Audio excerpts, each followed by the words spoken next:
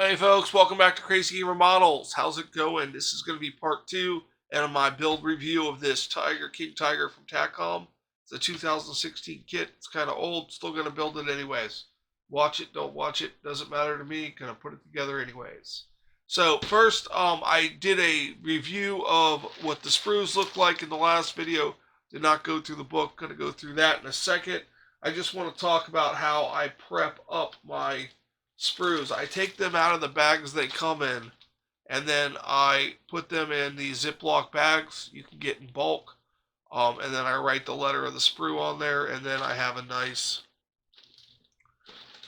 bags where if the pieces fall out, they're not going to get lost. And as the bags get smaller, I put them in smaller bags. And basically, for all of the sprues for my full interior kits, that when I rebagged them so far, and I've rebagged about 8 kits.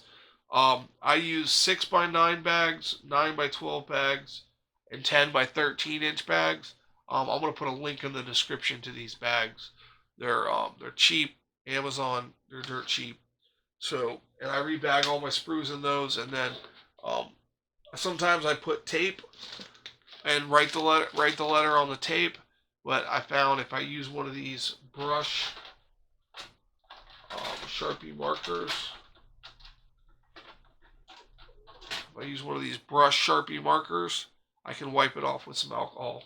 So, and I reuse them. A lot of the bags in here are reused from a Berg Panther or a Birch Panther or a regular Panther. So I reuse them.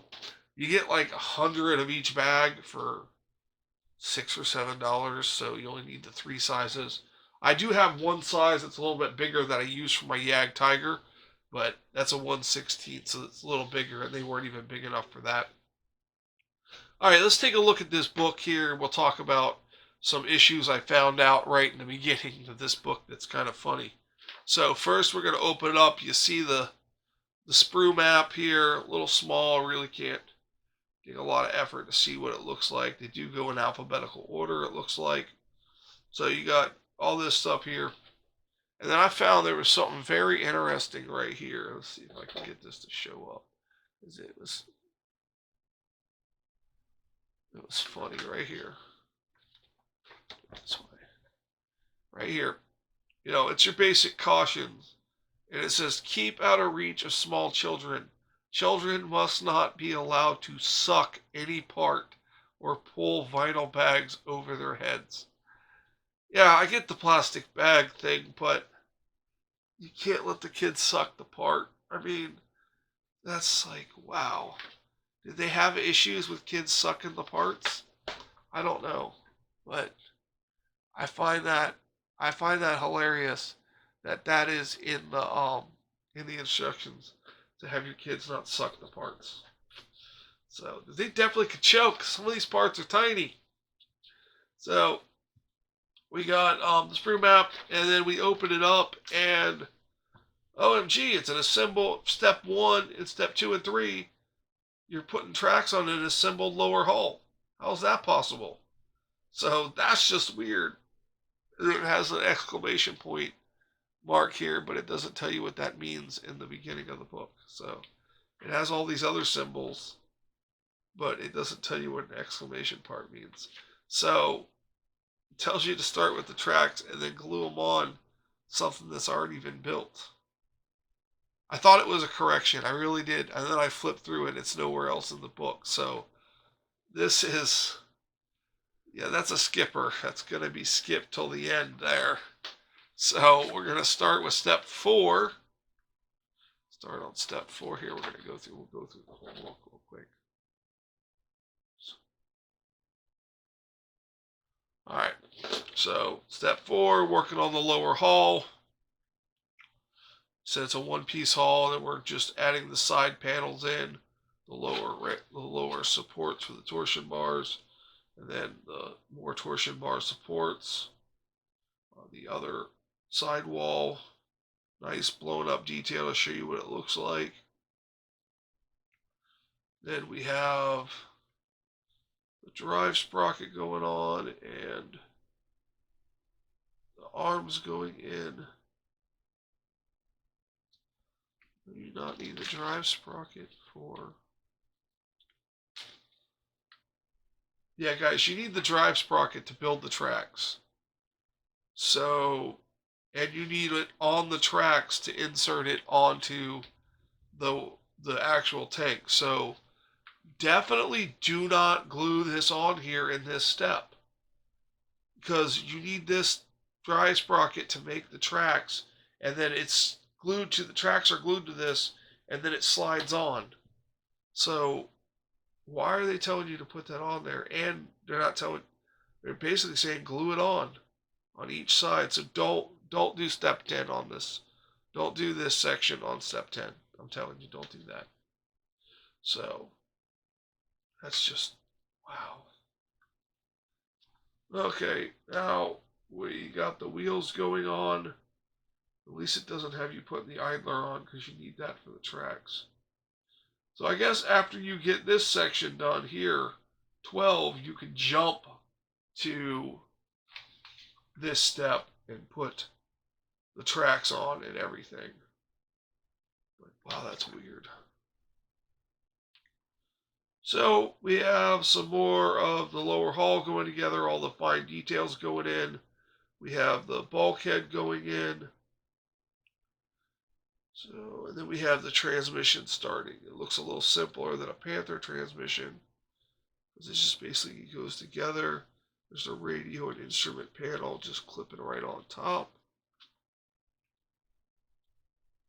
And then we're dropping the transmission in right on top of the braces. Then we have, oh look, okay, here it comes. Here it comes putting on the idler wheel that you cannot put on until you put the tracks on. So don't do step 19, because, yeah, wow. Okay. And if you, yeah, this has this in there. Yeah, you can't put these pieces in until you have these firewalls in. So you can't even put the tracks on until after step 18. So you have to wait till step 18 is done and the firewalls are in, the bulkhead walls that seal the engine compartment on each side. And then you can put in this A14 one on each side. And then you can go ahead and put the tracks on, because the track jig requires you to use the idler wheel and the drive sprocket in order to use the jig and make the tracks. So, and then you have to leave them on and just slide everything on and then put the bottoms on. So after 18, you can put in A14. Don't put the idler wheel on it. And then you can start, then if you want, you can go back and put the tracks on. Wow, this is jumping around. Well, as we get to this, we'll approach it when we get there. That's something, let me tell you. So, there we go. There's the engine being built. You know, I take it that they probably sucked the plastic, and that's why it's badly laid out. I'm going to say that's what it is. That's why they're saying don't suck the plastic, because you can't do the instructions. So more of the engine, and then the engine is going into the engine bay. And then we have hoses and pipes and some decking to seal the bulkheads. We have it's either an oil or a water cooler or a water tank. This must be water tank, maybe.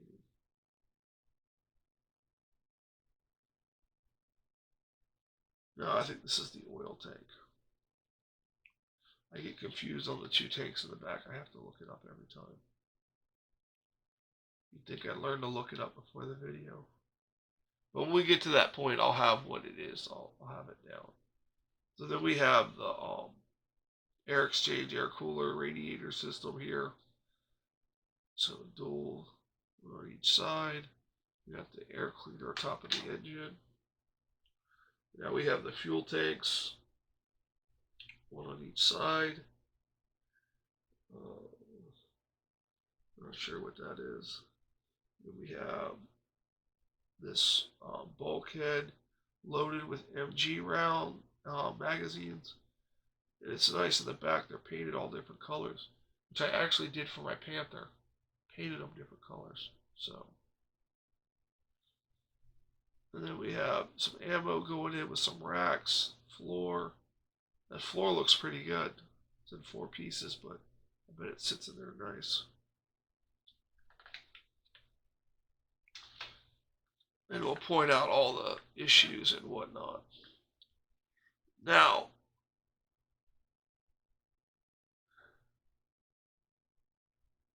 let's see what we got here. This is interesting. We got more ammo, and then we got the hatches for the driver and the radio operator going on the upper hall. But this little area right here, I'm going to zoom in on this so you can see this. I'm going to show this right here. This little section right here interests me a lot. I want you to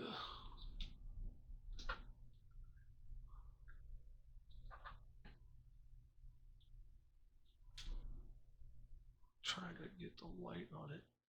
Okay. This is your tools. And they have molded on tool clamps where the plastic section is where the plastic section for the handle part, the latch part, is solid. But on this, you cut these off and you add these photo etch pieces from TPA8, and you get the little brass handles on there, so it gives you a better look than a solid. Because sometimes I try to drill those out and cut them square, and it never works out. They get tore up. And I actually recently got these tool clamps right here that I can cut those off and put my own tool clamps on from Alliance Model Works. But if this is the case, I'm going to try it this way and see how they look. This doesn't look bad at all. We'll see how it looks. This looks like it could be a viable method to make it not look so moldy, plasticky. Alright, let's go back out here. Alright. Now, looks like we're doing it to all the tools. Now we're doing the engine deck. Different stuff going on there.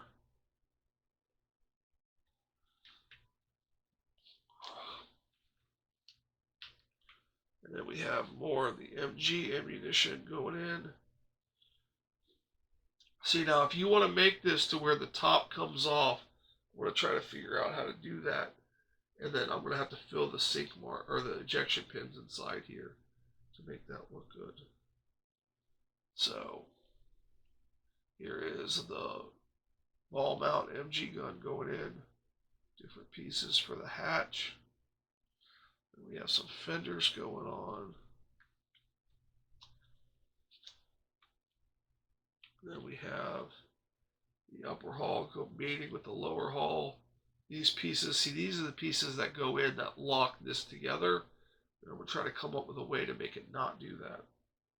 And now we come to the rear with the jack block and different pieces.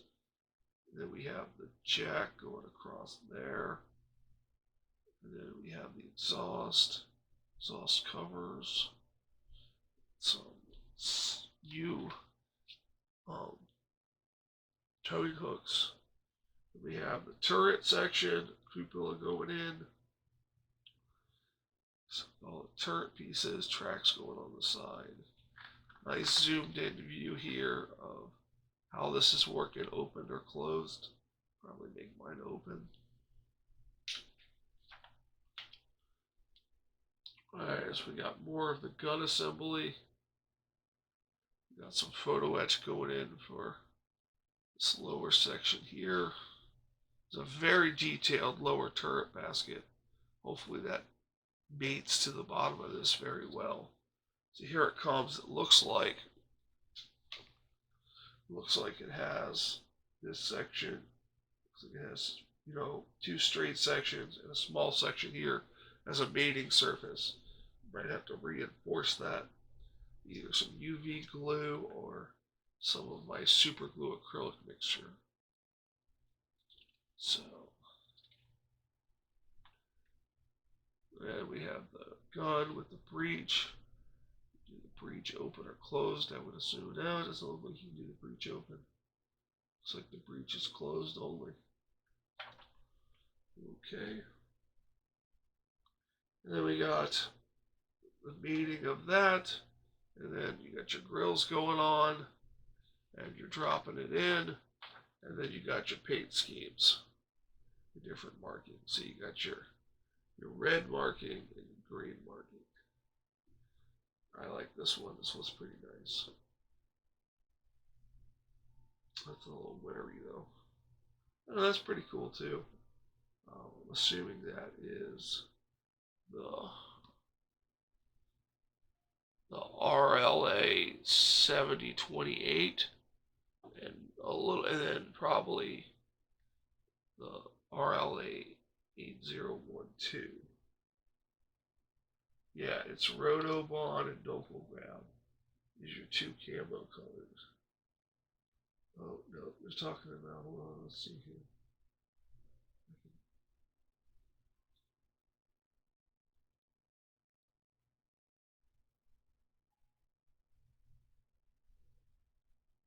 Oh, no, they're talking about Chacobron is the color. Where are they using the Rotobond 14? Oh, they're using that on the handles of the tools. But Chacobron, I don't have an RLM number for that. I'm going to have to look that up. But I don't think that's a light brown.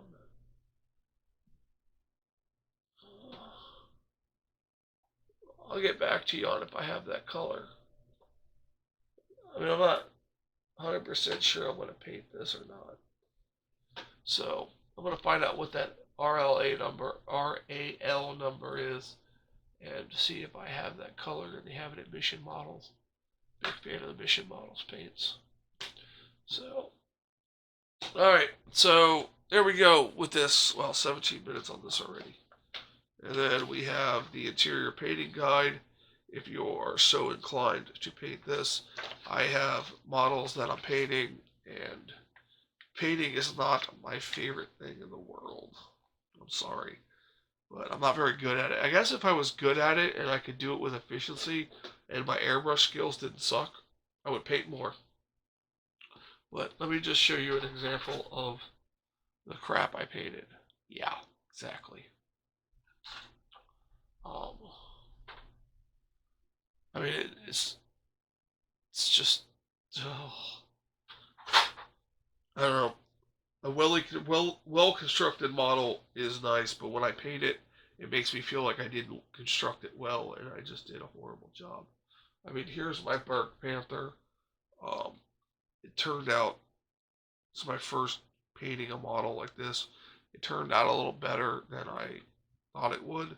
But the tracks, I'm happy with the tracks. I didn't do the black rubber on the wheels, but this is a super muddy side. I was just playing around. This is my test mule. I'm happy with the way the rear came out, with the way the rust on the exhaust happened. I'm happy with this section.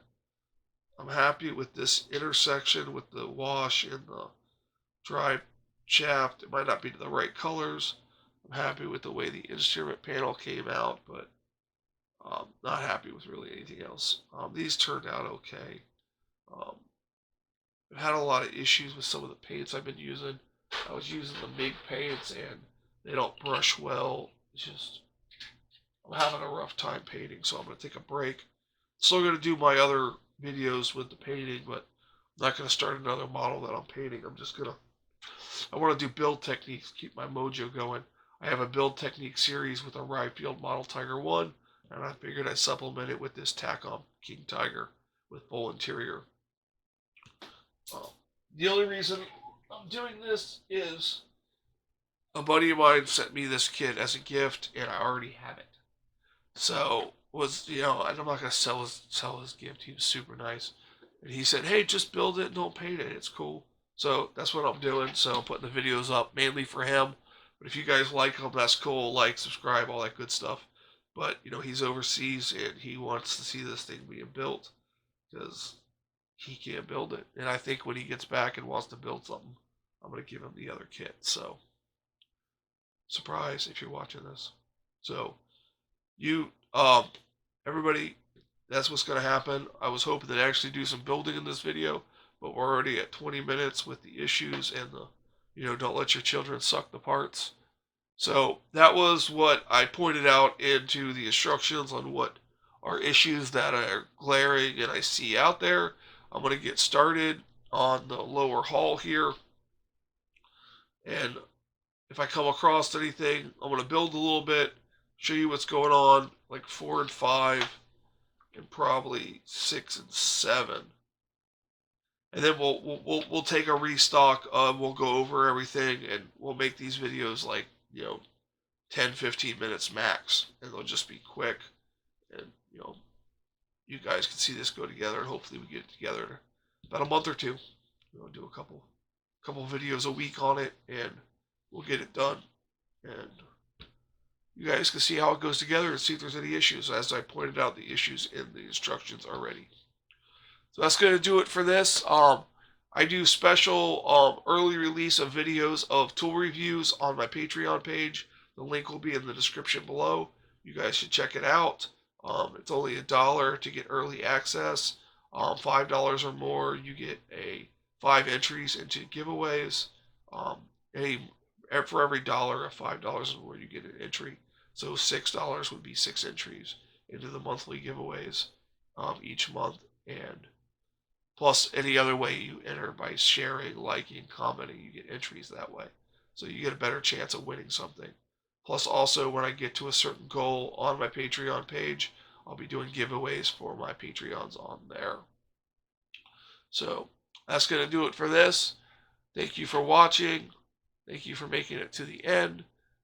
I am the Crazy Gamer. This is Crazy Gamer Models. You guys have a fantastic day.